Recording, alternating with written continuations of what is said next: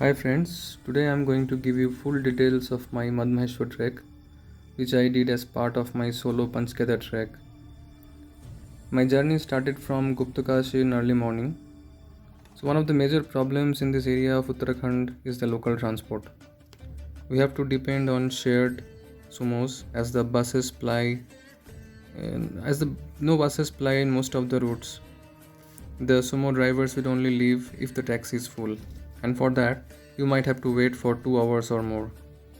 After waiting for 1 hour, I took lift from some fellow travelers who were going to Ukimat.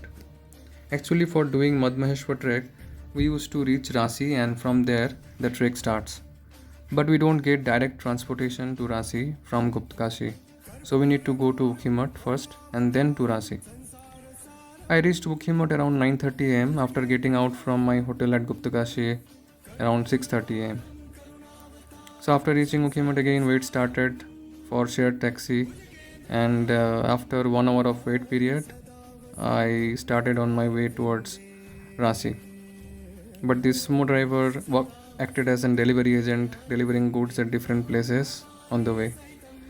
Finally reached Rasi Aktulidhar around 2 pm. From there, my actual trek started towards Madmaheshwar. So the total trek distance from Aktulidhar to Madmaheshwar is 14.5 kilometers. But in between we get small villages or resting places where pilgrims can do night stay and have food. From Aktulidhar to the initial 3 kilometers is easy journey since we have to go downhill.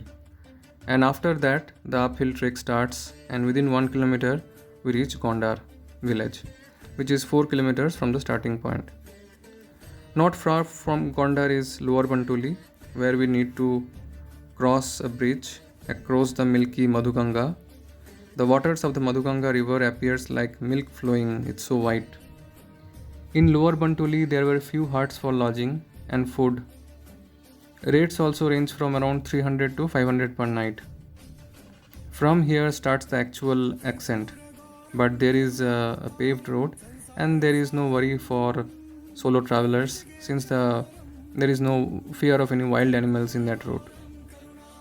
A little ahead and up the hill we got Upper Bantoli, where one can find the best accommodation in the entire Madmaheshwar trek.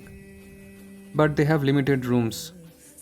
There were resting places over the trek route and provision of drinking water also available throughout the journey. Next village on the route was Katrakhal. After that, there was Nanuchatti, and then there was Maikhamba. I reached Maikhamba around 6:30 pm and it became dark, so I decided to halt the journey over there. At that time, the outside temperature dropped significantly and I was completely drenched in sweat, so I started to get shivers and I decided to stop trekking for the day. Madmaheshwar temple was still 5.5 kilometers from there. First, I drank some hot tea and then changed my clothes. The house was a mud hut with wooden doors, and the owner was an old lady. She told me to share the room if any other visitors come in the night. I didn't have any option but to agree. For dinner, the owner prepared dal khichdi, which I ate very pleasingly, since I had not food the whole day. There was no electricity in the room, and the lady gave me a charger light and told to use it only for half an hour. Inside, I could feel the walls were cracked and the wild lizards were roaming in the wall. I was so much tired after the trek that I couldn't give importance to these matters.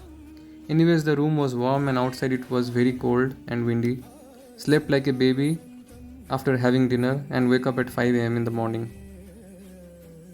I had to freshen up in the morning outside only in the open as there was no toilets.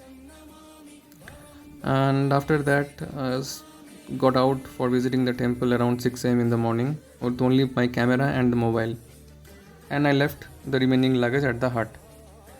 After Maikhamba, next stop comes Kunchatti and then the final destination of Madmaheshwar. Oh no, not the final one, but the penultimate one.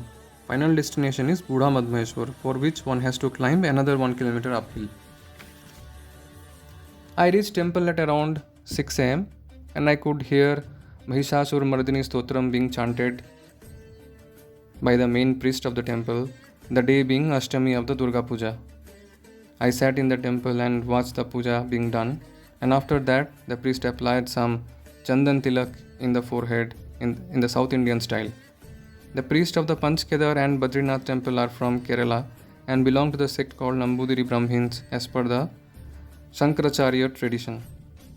Next, I started towards Buddha Madmaheshwar, and it was not that difficult trek, but the view from the top is just magical.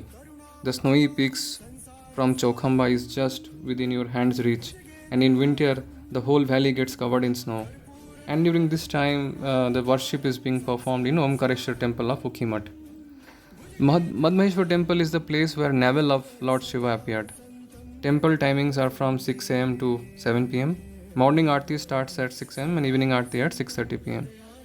There was a small temple of Shiva at the top, and two small lakes where cows from below come for grazing. At the top of Madmaheshwar, there is a beautiful meadow which gives it a very serene look, and the water in the lakes look like a mirror, where the reflection of the snow-capped Chaukhamba is visible. So this is it from my Madmaheshwar trek. If you need further details, please let me know in comments. And thanks for watching. If you like this video, subscribe to my channel. Bye bye. Have a nice day.